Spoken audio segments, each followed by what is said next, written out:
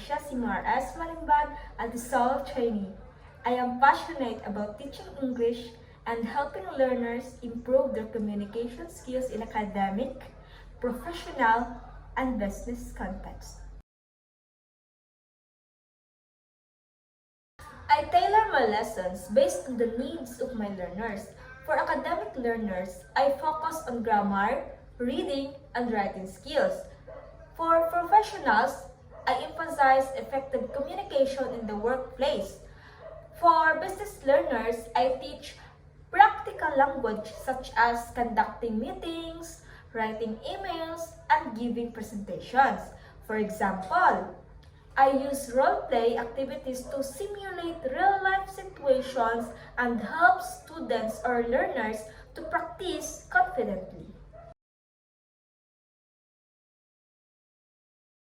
I design lessons that develop academic skills such as easy writing, reading, comprehension, and the use of formal vocabulary. For example, I guide students in writing structured essays with clear introductions, body paragraphs, and conclusion. I customize my lessons depending on the learner's field or profession. For example, I teach medical vocabulary and patient communication for nurses, and technical vocabulary and reporting skills for engineers. This helps learners use English effectively in their specific career. I teach business communication through real-life tasks such as writing emails, participating in meetings, and delivering presentations.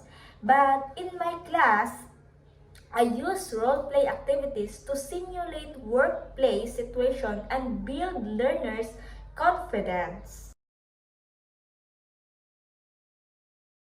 I use interactive teaching strategies such as role plays, group discussions, and task-based learning. These strategies help engage students and encourage active participation in the learning process.